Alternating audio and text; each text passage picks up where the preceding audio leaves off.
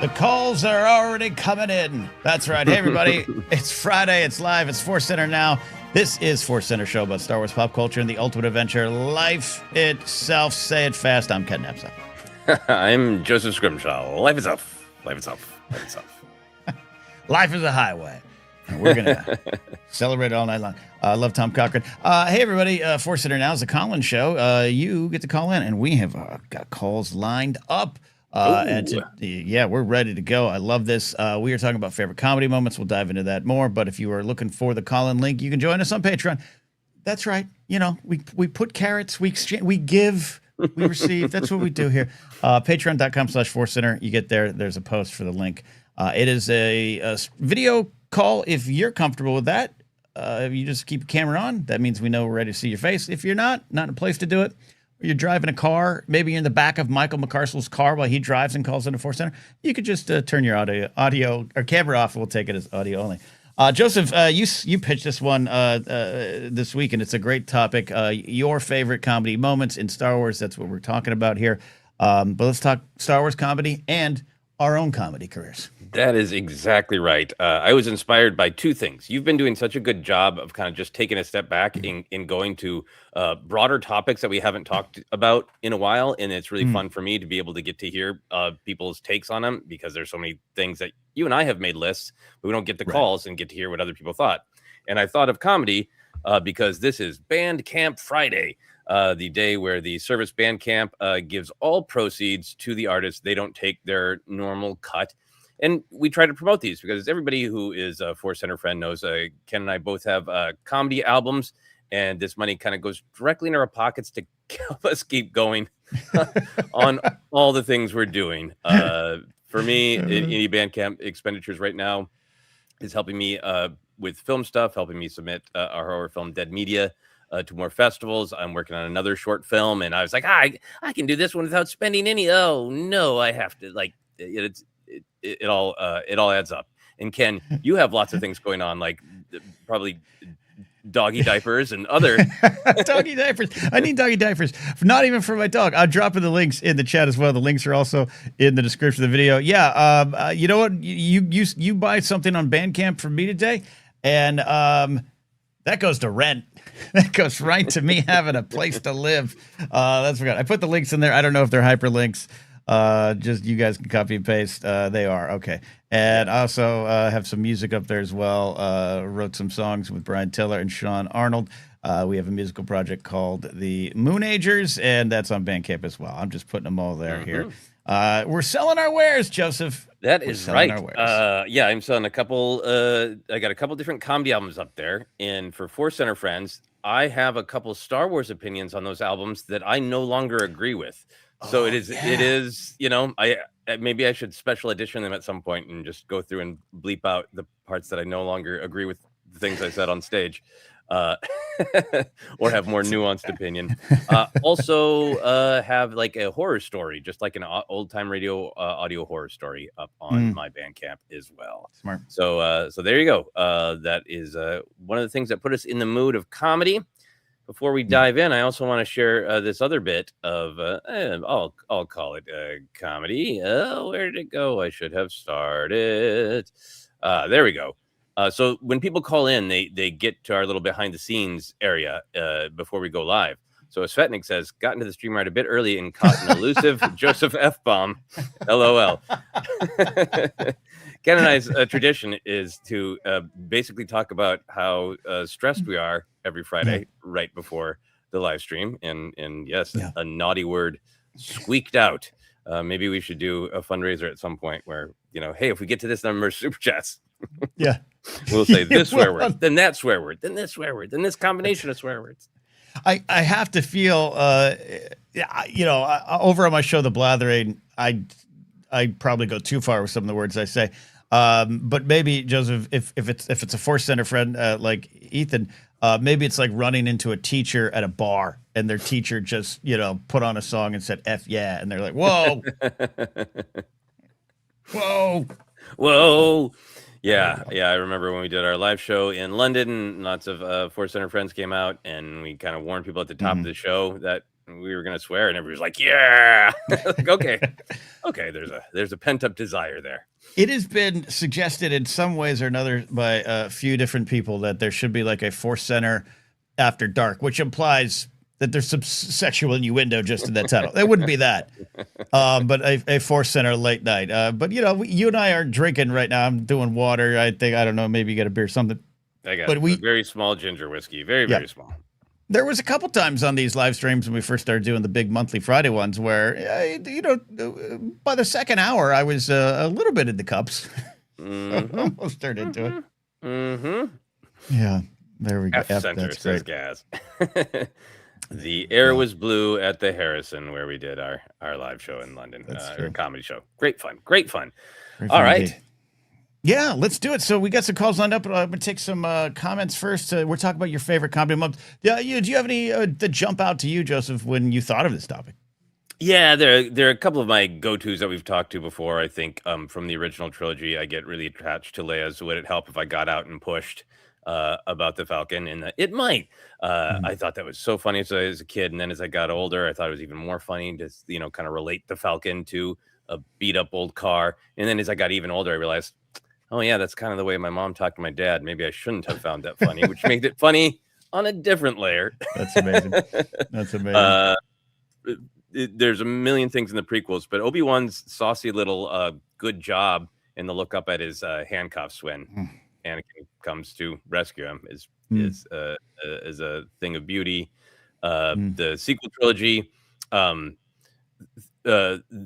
they fall down into the pit and 3PO says nobody asks if I was okay, but I am. So good. Yeah, and then venturing into the streaming world, Grogu's little, hey, why don't you give me those cookies, to the other school kid? Just the little handout of like trying to do this nice way. Give me your cookies. Just really cracks me up. So those are a wide variety. Yeah, no, that's great. I think, I definitely think Empire is still one of the funniest Star Wars movies. And I was just rewatching a little bit of Empire and some of those Han moments. Yeah, the comedy of character absolutely is present. But I got to be honest, you kind of went to one of my moments too. When I think now of comedy in Star Wars, I go to the Rise of Skywalker and like a lot of 3PO's lines. That line, is this the afterlife? Are droids allowed the afterlife? Just this is the Aki Aki Festival, 42 years and any food, and then just everyone's reaction to it. I think it's some of Anthony Daniels' best work. I think it's some of the best 3PO stuff. So I love that. I Attack the Clones, we've talked about it, but Kenobi playing along with the on Camino when he's uncovered everything. That's why I'm here.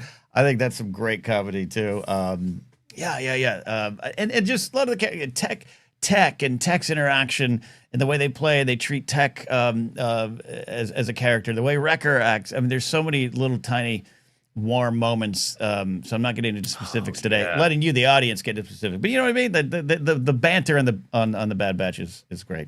Yeah, you're right. You remind me. I think one of my favorites is the way Tech describes the Clone Wars, like he's reading the Wikipedia entry. It's so honest and true to his character of the Clone Wars were a series of conflicts that happened as a result of blah blah blah. So good.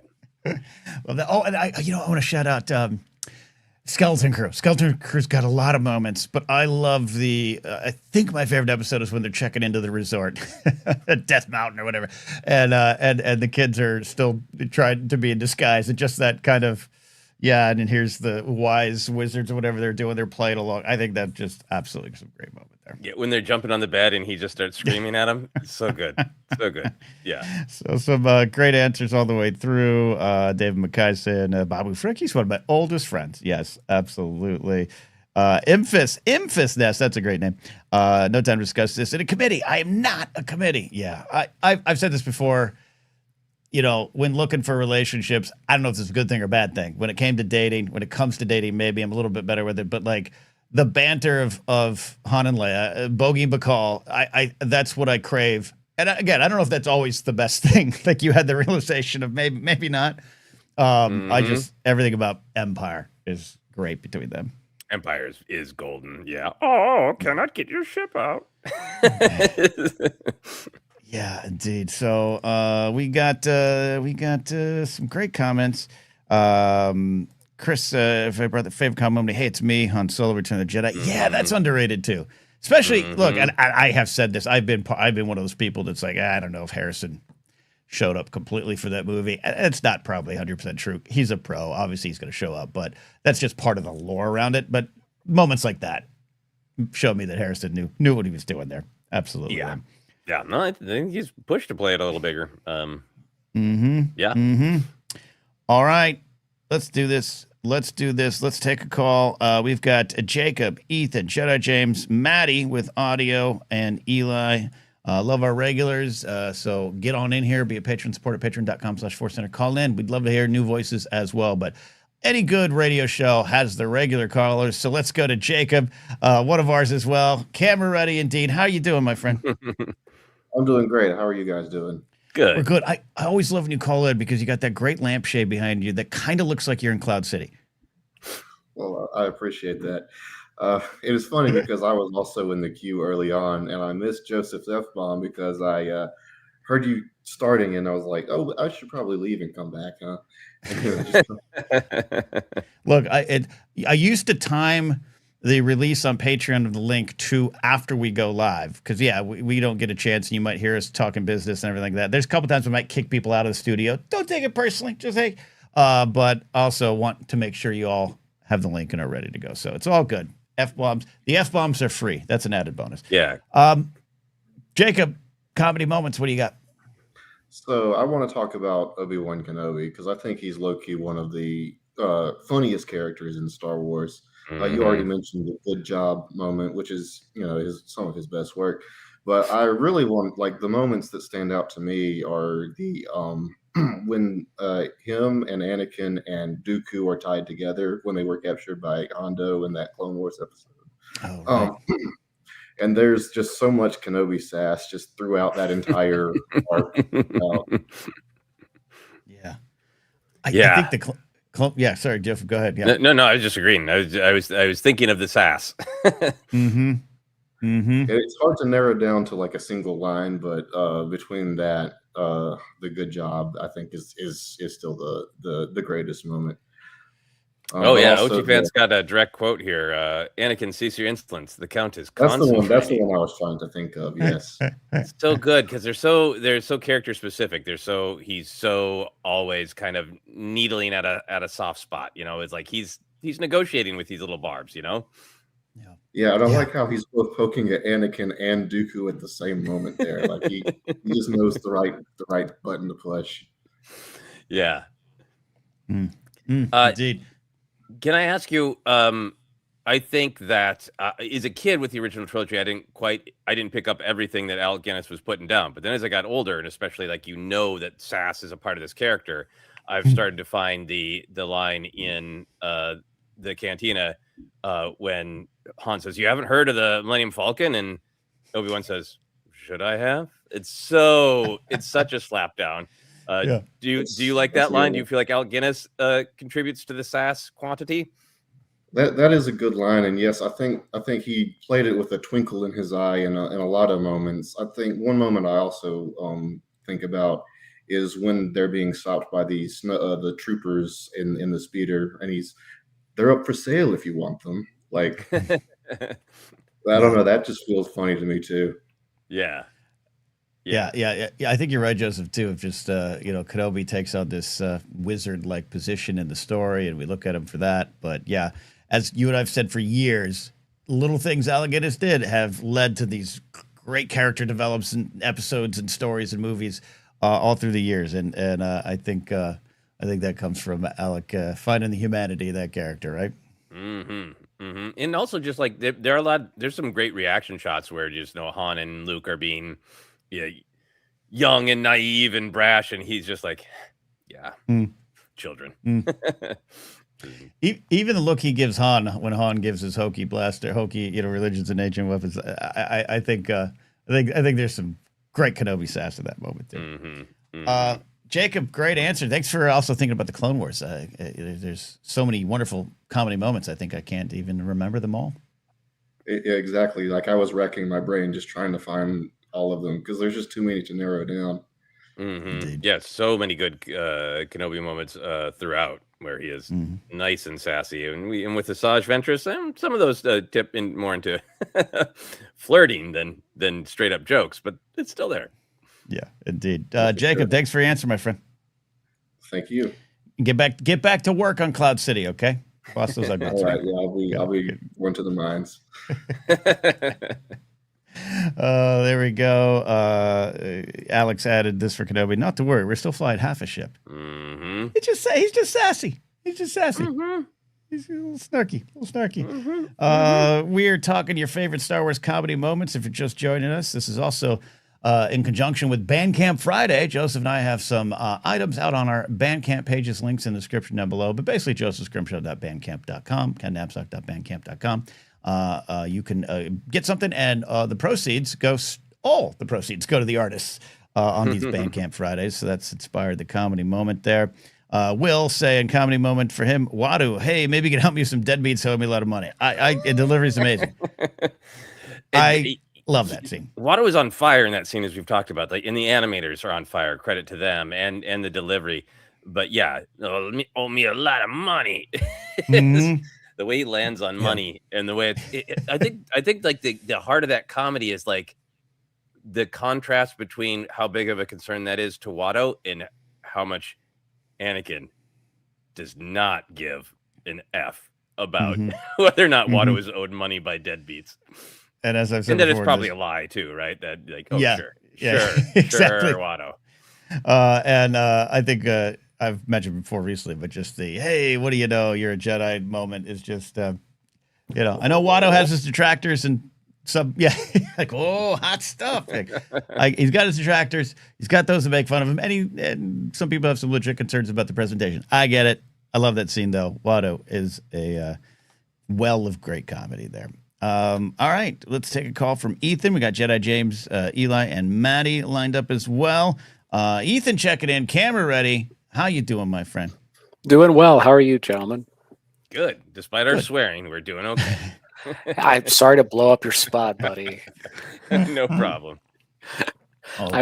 I got in. I was like, oh, I wonder if they've gone live, if they've actually gone live yet. And then that happened. I was like, nope, they're not live. I'm going to back out. But anyway, you guys have already been talking about it, and you guys talk about it a lot, that as much as we like to talk about The Empire Strikes Back as the kind of the template for the dark and gritty middle chapter, it's pretty much, in my opinion, the funniest of the three of them, of the three originals. And stuff from it specifically that I enjoy a lot is just the back and forth between Han and Chewie as they are trying to fix the Falcon. And it's throughout the whole movie, but it honestly, it reminds me of my day job. Fixing air conditioners, and every once in a while I have somebody with me because it's, it'll be a bigger job. And like, no, this one goes there, that one goes there. Got it? All right, give it a shot. All right, turn it on. No, turn it off. Like, that stuff, it's just great. The toolbox falling on Han's head as he is down in the bowels of the Falcon. Like, there's all sorts of fun stuff with that. And I don't think you could say that Harrison Ford is an underrated comedic actor, but he's certainly not the first that you think of. Like, especially these days, with shrinking and everything else, like he's, that's kind of what he's doing these days. I think he's definitely underrated comedy wise in Star Wars because people think, Han Solo, Han shot first. He's so badass. He's a badass guy. But really, he's really not. Like, he's bumbling kind of through the whole thing, flying it by the seat of his pants. And Harrison just pulls all of that stuff off beautifully throughout all of it. And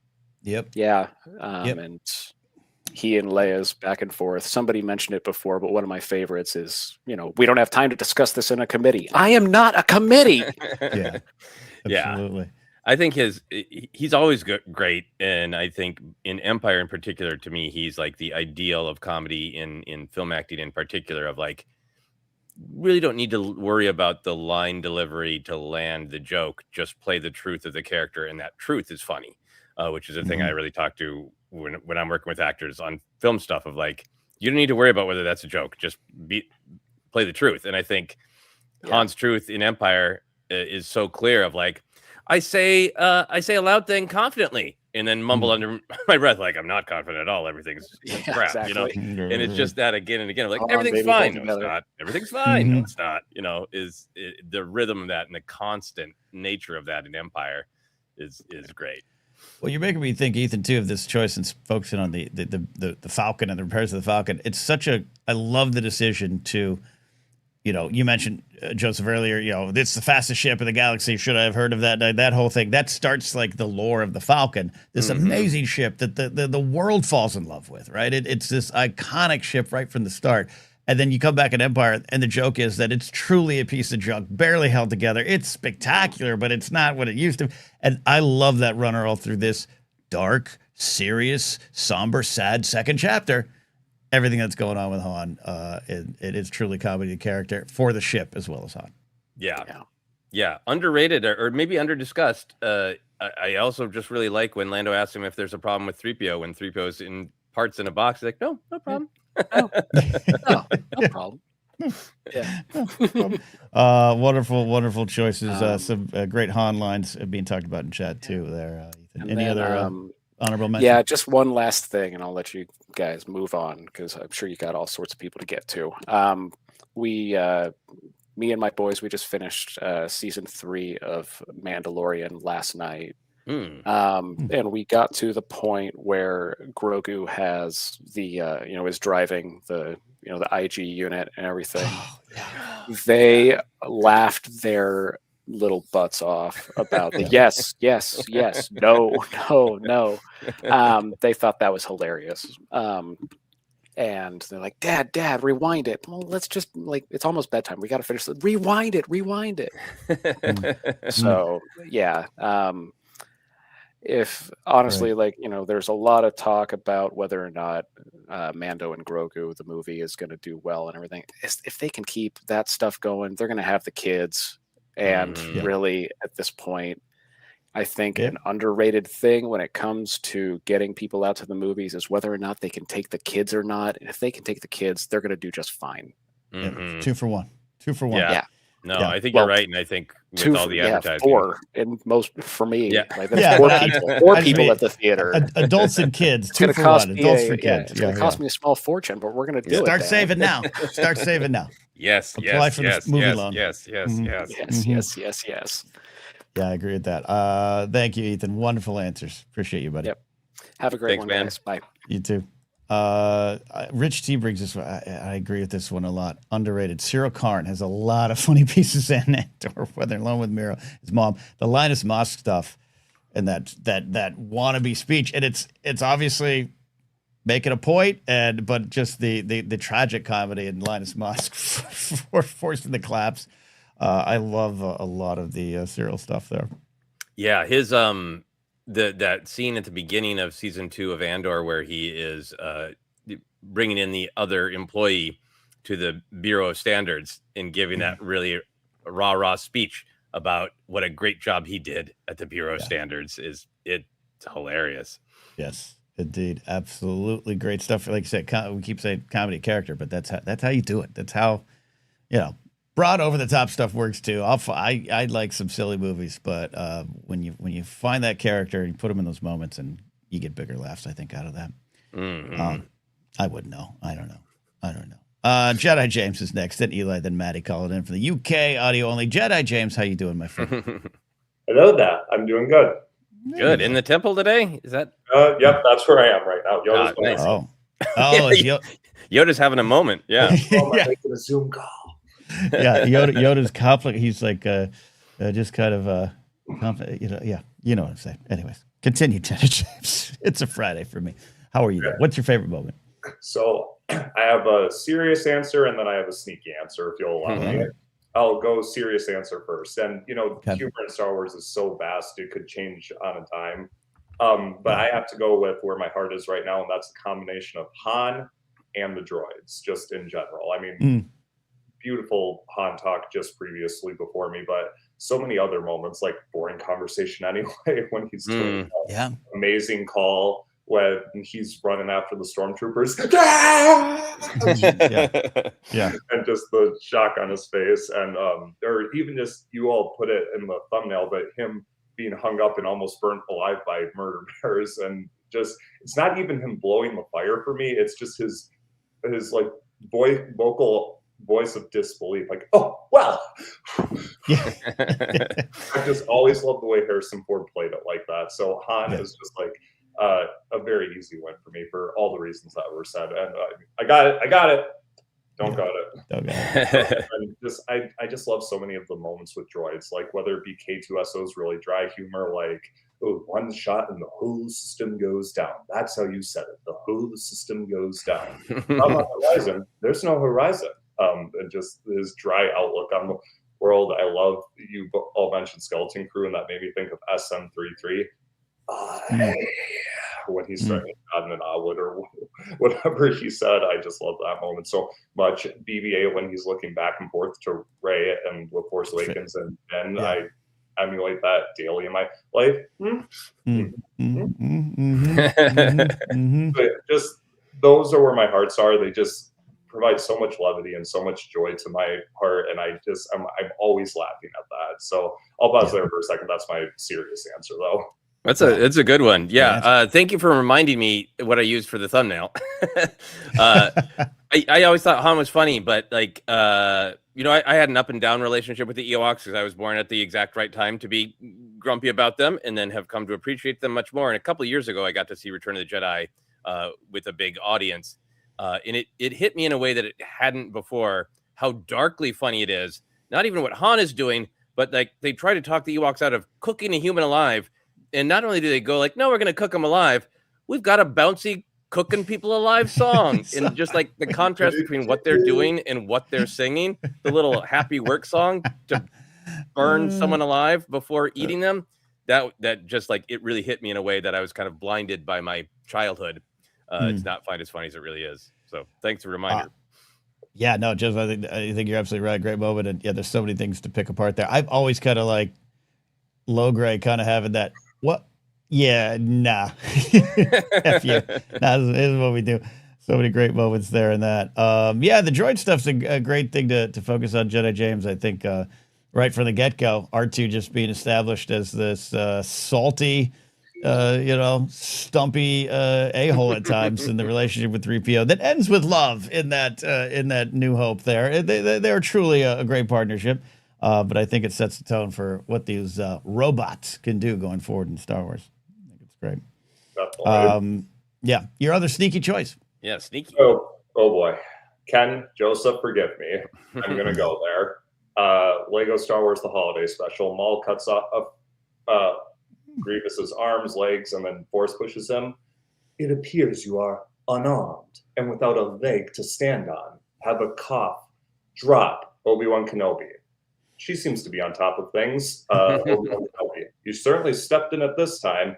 Forgive me, Ken. I know you hate wordplay, but I just had to. It's not just me. It's not just me. And Joseph too. Depends on I don't like really, really direct puns. Yeah. A little bit of wordplay is good. But too on the nose puns. Maybe we can get into the controversial. I'm waiting just for somebody to call in with choking on your aspirations, and then I'll struggle. I like that one too. Please forgive me. I had to do it. It's taste. If you get joy from it, I'm happy for you. Yeah, here's the thing. I don't even know if I consider it humor, like you all. I don't think I do. I just smile, and I don't know why. I don't know why. So somebody dissect my brain on that one. But, no, sneaky answer aside. I had to do it. But no, Han and the droids are my very big answer. Yeah, and then Jacob reminded us of 3PO's puns in the Geonosis Arena, Petronaki Arena. As I've said many times, that's probably some of my least favorite Star Wars. But even over the years, yeah, I'll take it. It's good. It's good. Lego Star Wars, I think is a great thing to mind too, because the Lego brand, when it the video games from to the specials, they have found that good lane to be in. Not quite as stringent as Robot Chicken, but still got the whimsy of Muppet Babies parodies. It's a perfect mix for me. Mm-hmm. I agree. Yeah. I agree totally. Yeah, I would have to dive through all the Lego. What was the show? It would that was before they started doing all the specials. They were I can't remember the name of the show. The what adventures? Freemaker Adventures. Yes, that's the one. That one was chock right. full of I think Lando had the disco room in Cloud City, and I think a lot of those are really well done. They have the kind of bigger, broader puns that sometimes aren't for me, but then they do have a lot of the kind of little sly references and just really, really character-based stuff. Really, just solid character-based comedy. So I like that the Lego approach is to do multiple layers and kinds of comedy. Yes, I agree with that. Jedi James, great answers, both the official and the sneaky ones. All good. I'm happy I wasn't booted out because of my work. Never will. Thank you. All right, Jedi James, we got Eli, we got Maddie, and then the phone lines are open after that. Some days the phone lines can't even contain the amount of calls. Other days, not the case. We understand. I used to pander at radio. I used to say caller number 9 gets free tickets to the Mid-State Fair to see Loverboy. I used to say. We don't have that to offer. I wish, but call in. Phone lines are open. Go to patreon.com/ForceCenter. Support at any level. You get the links to call in. Call in and share your favorite comedy moments. We do have some great comments we'll get to, though, but let's take a call here from Eli. Hey, and while we're doing that, at the risk of comedy, I'm going to bend over and plug my blue light back in, because it went out, and I'm all normal. You're all normal looking. All normal looking. So we'll hear the I'm groans. still here. I'm listening, but my head will be gone. Okay, I can mute you in case old man groans happen. I don't want to do that there. Look, Kingsport Cal is actually quoting Loverboy lyrics. Oh, here we go. I made a reference I didn't think most people would get, and you guys are coming in hot with Loverboy Love. Great band. Loverboy is great live, by the way, says Ethan. This is fantastic. I love when little music slips in. All right, we are almost set. There's the blue light. Finally.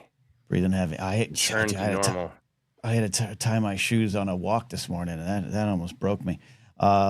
Here we go. Eli calling it. Eli, where's your head? Where's your head? Get that camera ready. I had 3, but y'all already talked about one, which was the 3PO turning around on Pisana.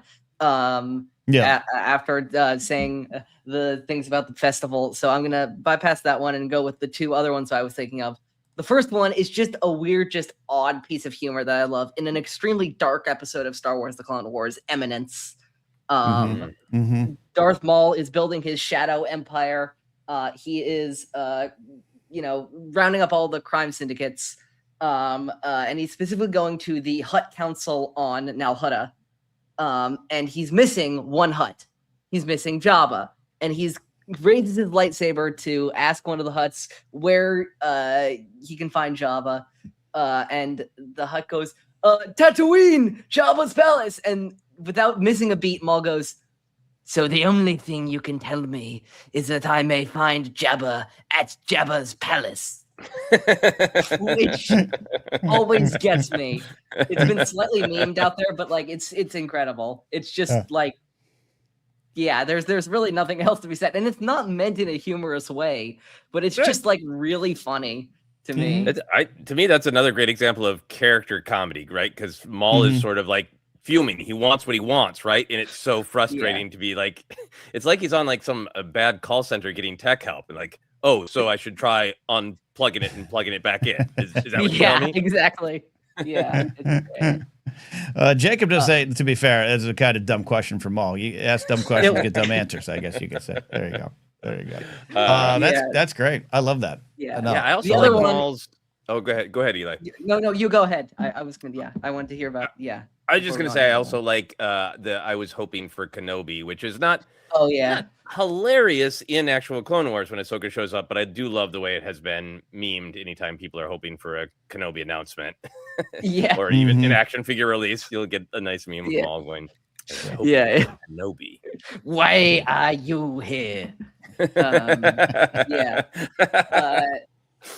But the other one is getting into pun territory, so I'm sorry. I don't think it's an exact pun. Y'all don't need to apologize. I just make a little list of those who use puns, and I keep it in my pocket. It's the 6th episode of season 1 of The Bad Batch. The Batch and Trace and Rafa Martez are being pinned down by battle droids. And Trace says, "We need a diversion." And Rafa says, "What we need is a diversion." And Trace asks, "Is there an Echo in here?" Echo goes, "Yes, hi, I'm Echo." Which just comes out of absolutely nowhere in that episode. And it's just kind of remarked upon, acknowledged, and then we move on. That people forget how just funny and out of nowhere, is there an Echo in here? They had the chance to make that pun the entire time, since the stop repeating orders, that they call him Echo. And they chose to name it in that moment, and it works. I don't even think that's wordplay or punditry or pun. Is that the right word? Punning. That's a Who's on First. That's a classic. That's some great dialogue. That's some great joke writing right there. So I would classify that as wordplay, not a pun, because it is about the interrelationship between words, but not the literal kind of meaningless, just playful groan pun thing. Yeah. Those were the two I automatically thought of. Yeah, that's great. I'm glad you pulled something so specific from the Bad Batch. I was having trouble remembering some of the specifics, but I just love laughing all the way through the show. I think that's one of the victories of that series. It's poignant, it's political, it is somber and reflective, and it's also just so warmly funny and entertaining. So they got it. It's great. There we go. All right, Eli, appreciate you, buddy. Right. Yeah, thanks, Eli. Jacob said, "Look, I got news for you, kid. Who's on first is a wordplay bit." Yeah, I don't disagree with that. I don't disagree with that. It's just it's a good writing too. It's a good joke. Ken, I think it might be possible that you don't like silly puns and you don't like bad wordplay. It's like when someone says, "Do you like sushi?" and you're like, "Not really," and they're like, "Oh, you've never had good sushi." Maybe that's it. Oh, you've never had good wordplay. Yeah, I'm not a fan of that word, that Walgreens sushi.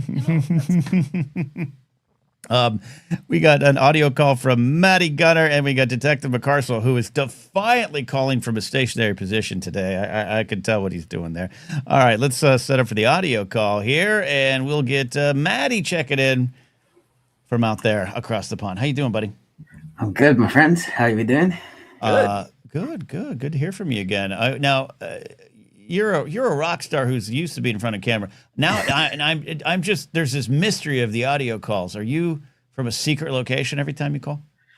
No, most of the time it's because I'm either in the studio, which has zero Wi-Fi, or there is today, which I'm in the middle of dyeing my hair, and I have about an hour left before. Look, I'm not going to lie to you. That would have been absolutely the best thing to see. Is it like? Is it wrapped up? It's got some tinfoil on it. This is at the minute, yeah. I'm literally wearing a tinfoil hat as we speak. There you go. Oh, rock stars. They're just like us. Maddie, go ahead and share some of your favorite Star Wars comedy moments. Well, I mean, this is kind of daunting because you two are kind of rock stars in the world of comedy. You know, both of you are two of my 3 favorite comedians. So this is kind of a daunting task for me. Okay. A little bit. So hold on. What is it? It's Carrot Top, Joseph, me? In that order. Well, there is no order, but it is both of you and Mark Ellis, obviously. I think are the three best Look, on the planet. You're just naming you're naming people who have bought you drinks at a bar once. That's this. I know what this is about. Got laughs. It's the quickest way to my heart. What can I say? Yeah. All right, hit us, buddy. So, comedy in Star Wars. I'm going to go with the broad one first. Okay. Literally anything Jawas do. You guys are all about justice for the Jedi. I'm all about justice for Jawas. Wow, I like it. More Jawas. What are some of the bigger moments that you enjoy with the Jawas? Tika, the Jawa in Obi-Wan's cave. That's kills me every time. Cleaning costs extra every time. She's an amazing little character. Yes, absolutely. Mm-hmm. Yeah. The Suka. Yep. Suka's so good. Yes. Memphis Nest backs that up. Egg. The finding out that Ellie had Yes. a relationship with a Jawa as well. Oh, Yeah. yeah. Very thing.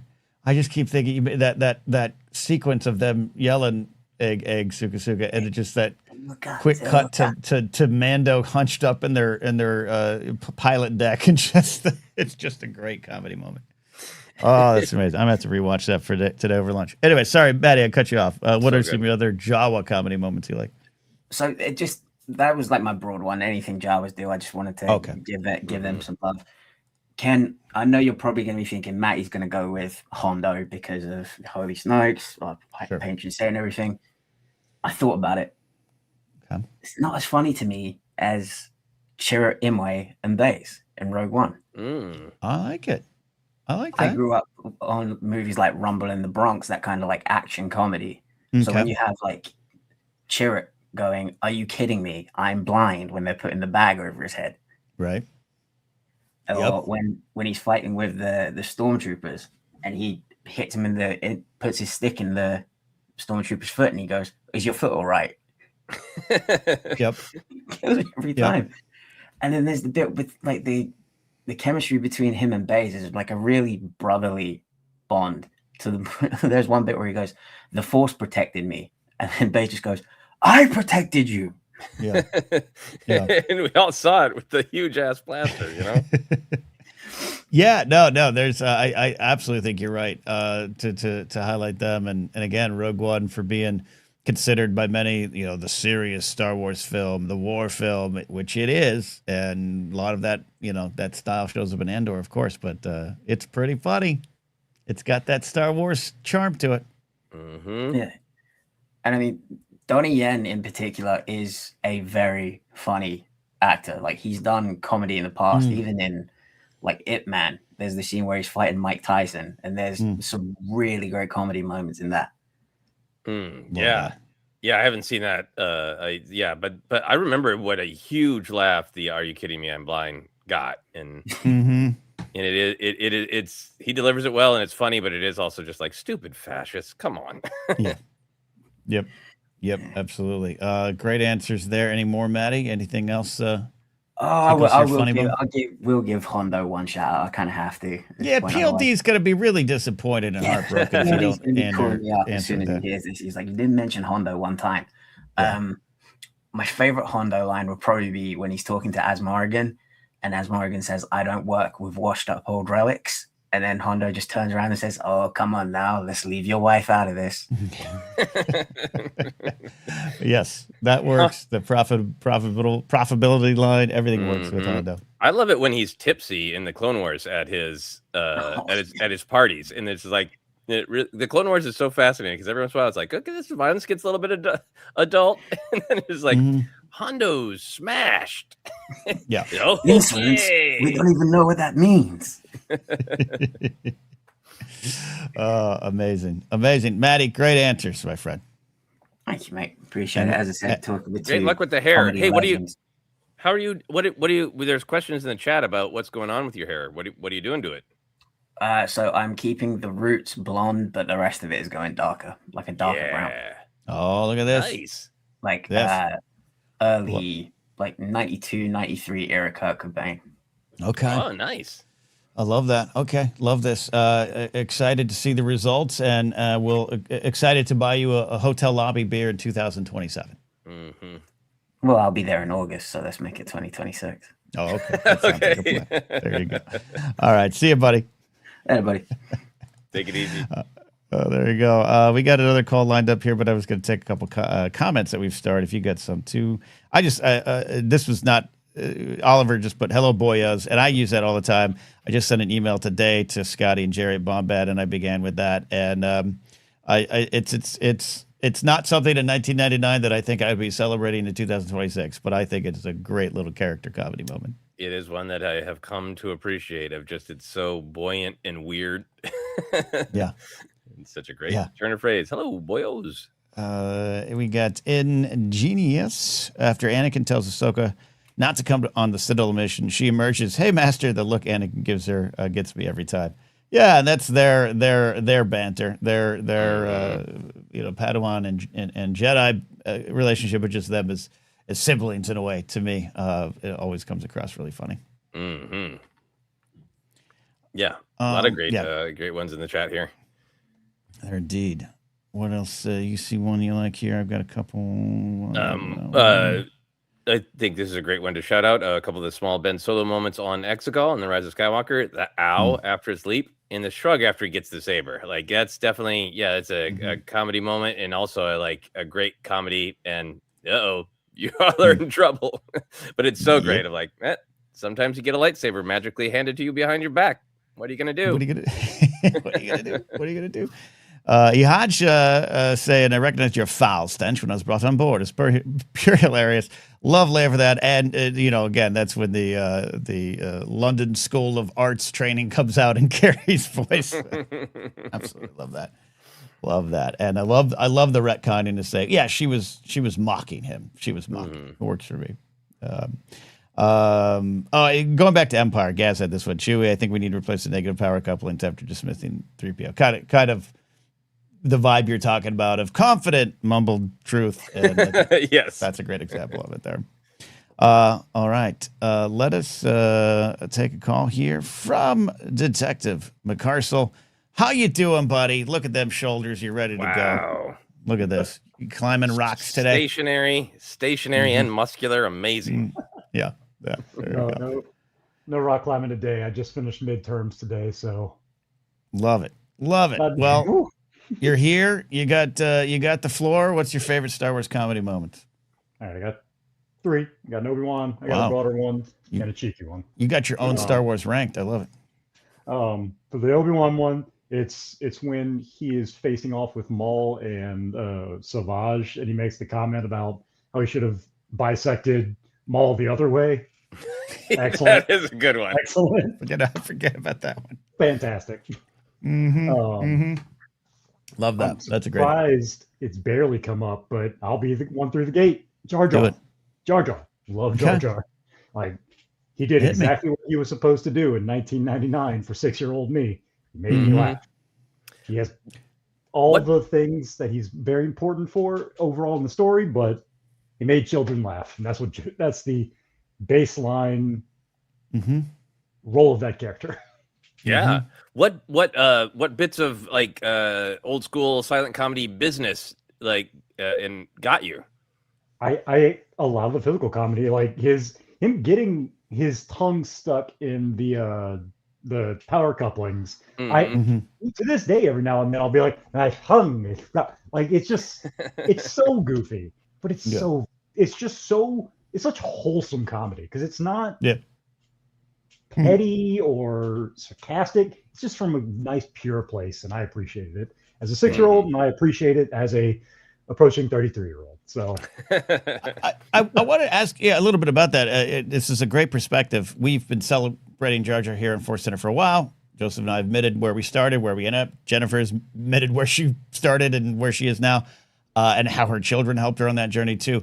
But I go back to like the Ewoks and Return of the Jedi, which has great humor we've been celebrating. It has some broader moments. And as a kid, as I got older, some of them became moments I didn't like as much. I think I might have even different. If I'd done a comedy album like Joseph did 12 years ago, some of the jokes might be different about stories would be different than now too. But like the tapping on 3PO for a long time. So it was like this weird reevaluation of the comedy. That it has also gone through another reevaluation. Did you ever have that point where you're 6, I don't know, 10, 11, 12, 13, you come to it, you have a different view of it, or has it been a straight line for you? It was more that it was tested for me once I got to high school, because that was once I got to high school was my first real exposure to people being like, oh, the prequels we don't like the prequels. We don't like that. We don't talk about that. Jar Jar's bad. Kid Anakin's bad. So that was put in front of me, and I just ultimately I feel like I passed that test. I graduated, I guess, but I mean I still enjoyed it. I was like, I don't know what you guys are missing or what I might be missing, but like, it's pretty straightforward with the Jar Jar comedy. Like to me, there was never a difference between Jar Jar and 3PO. Like they were both comedic relief. They just had different ways. Jar Jar was much more physical comedy, much more like Jim Carrey-esque, and I was a big Jim Carrey fan as a kid, still am. No matter what, apparently, with his cloning and all that. Despite the cloning of Jim Carrey? Okay. But okay. I was always, I lucked out to have the right mindset to appreciate Jar Jar then and appreciate him all throughout. No, thank you. Asked, answered, and I loved your explanation there because you mentioned 3PO. Like, I've always loved 3PO from the start, whether I was young, laughing at the jokes till now. And that, George has said back during the prequel times, they hated the C-3PO and R2 as well. They always hate the funnier characters. They're too serious. I'm just talking in general about critics and maybe some fans. So they would track that you would cite those two. And I had the same experience with 3PO. Mm-hmm. Yeah, no, I really appreciate the intent with Jar Jar and the love of lots and lots of different kinds of 20th century entertainment. And to me, is like, I'm a big fan of some of the silent and early talkies. Like Jar Jar is really, really like Stan Laurel of the like very nice, very likable, but just kind of like can't walk through a room without having 8 things physically go wrong for him. Like has some like unluck field about him. And I love that business with it. Like, yeah, he's nice, sweet. He's trying to help, and he's getting kicked in the crotch by the pit droid, and his hand is getting in the coupling, and just like this man just can't walk through life without being hit by things. Is very funny.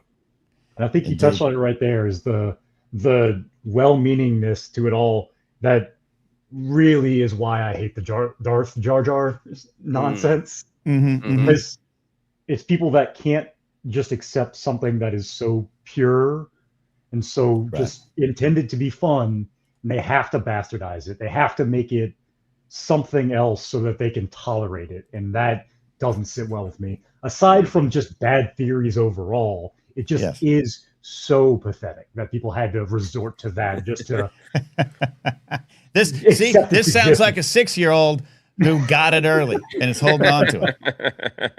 I love that. Yeah. So for my cheeky one, the robot chicken Star Wars stuff. Not all of it hit the mark, but the dinner in Cloud City, the Alderaan trunks everywhere. That still makes me giggle to this day. And like, what the hell's an aluminum Falcon? Like it's great. It's great. One of my friends had the Paging Papa Palpatine as his ringtone in high school for probably 15 years. Absolutely. Like, it's great. So we could probably have a ranking of favorite Star Wars comedy moments outside of Star Wars, the homages, the parodies. I've mentioned all the time, big fan of the Muppet Babies stuff that they did with Star Wars. So, I'm with you too. I think that their version of Palpatine, which also kind of shows up in the Star Wars Lego stuff as well. It does tickle me in a funny way. Michael, great stuff, and I appreciate you calling in from much to my disdain from my own bedroom. Like these other that's good. And you showed off not only you showed off the traps and the shoulders. You got your you have a little rebel insignia tat. Am I seeing that? Yeah, man. Now I know we've definitely discussed that before. Oh, nice. All right. And Batman on the other side. Yep. Yeah. Nice. Look at you. This will eventually be much more, but that's when I have engineer money, not college student money. Mm-hmm. Well, a little bit of difference. I got podcast money, so I don't have any tattoos. That's what I got. That's fair. Thank you, Michael. Appreciate you, buddy. Take care, guys. All right, we are close to done here. If no more calls are coming in, Laserbolt says, Bill Murray, Nick the Lounge Singer, Star Wars, nothing but Star Wars. I've always loved that. Big fan of that. And I think I've shared the story before, but I quoted that. I said that one time. And there was another big YouTuber who used to say that because he was referencing Bill Murray as well. And some younger generation people got mad at me for stealing from that YouTuber. And I was like, well, I've got news for you. There we go. Some comments? Yes, we close. Yeah. I want to ask you about this Jar Jar line because I think now over the years, this has become my favorite Jar Jar moment that is like legitimately funny to me. I enjoy. Is the I'm paraphrasing slightly, but the all burning in here, all sinking out there. When used to thinking we's in trouble. Yeah, just as a stressed adult, that moment where Jar Jar's like, "Come on, everything's falling apart." yeah. You know what's fun? Yeah, exactly. Especially the way we were taking in Jar Jar in the film to that point. and you kind of get maybe intentionally comedy. It's so because you're also like, yeah, Jar Jar's right here. You Jedi, what are we gonna do? It's so real. I respect Jar Jar at that moment. Good moment. Absolutely.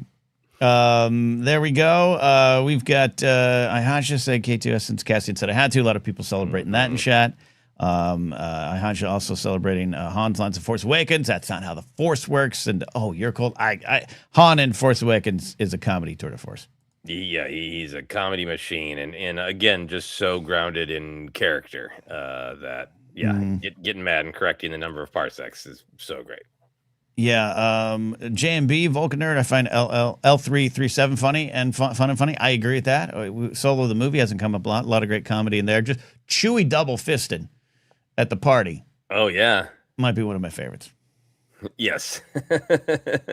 Yeah, the cheers to two more is great. Yeah. Laserbolt checking in here. When 900 years you reach, look this good, you will not. Made my dad laugh, and he rarely laughs. I love that memory of your father there, Laserbolt, and the connecting that comedy can do. Absolutely. There you go. A lot more. If you've seen anyone, so you want to pull. This is a good one. And having just rewatched it with my wife, it is so darkly funny in the middle of horrible things. But I had you pointing out part of guess is calibrate your enthusiasm. Part of gas humor goes a long way with me. Yeah. But the thesis, please, and calibrate your enthusiasm. Two bangers from the tree part of gas. Tree Shaker 4143. My wife died every time 3PO was shocked by the iDroid at Jabba's Palace Gate. That works for me. I also that made me think of R2's revenge on Salacious Crumb as a kid. I lived for that moment. Moment. Yeah, so good. Indeed. We got Josue saying, I like it at the start of Revenge of the Sith when Obi-Wan yells, have you noticed the shields are still up? And R2 screams. R2 knows, man. R2 knows.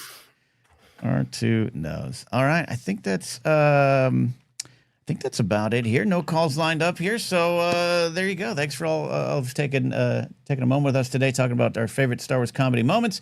But like as Joseph said up top, we're also celebrating Bandcamp Friday, if it's still Friday where you are. And you can get our works, our art up on Bandcamp. You've been using Bandcamp for years, Joseph. I'm late to the party. You got a wide selection of material up there. Yeah, several different kinds of comedy albums. And a spooky horror story. All there on Bandcamp. And Ken, you got your album you recorded in London, right? In London, yes. And thanks to Maddie Gunner for helping me just put a couple audio pieces together to turn that into something. So there we go. And then Moon Ages as well. The work I've done over there with some songwriting with Brian Tiller and Sean Arnold over there as well. But all on Bandcamp. You can support it. Links are down below if you're watching later. We can also bring those up later on as well. What am I saying? I don't know. That is it for me, Joseph. Any final word on Star Wars and comedy? Yeah. Obi-Wan Jacoby 840 here was reminding us to celebrate the magic of Carl Weathers and some of his line delivery. I know this is a favorite of yours, Ken, a favorite of mine as well. Do the magic hand thing, baby. Followed up by just the wave. But yes, Carl Weathers, man, he had such a great balance of knowing when to have the gravitas, when to have the comedy. And those comedy moments just, again, they play because they're so honest. They're just fantastic stuff. So cheers to Carl Weathers, the late great Carl Weathers. And then for my stuff, you can find me at Joseph Scrimshaw on all the social media, and updates on the horror movie on my website at josephscrimshaw.com, or you can check it out on its own website, deadmediamovie.com. There you go. Follow me at Catnapsock or catnapsock.com for more information on all the things I do.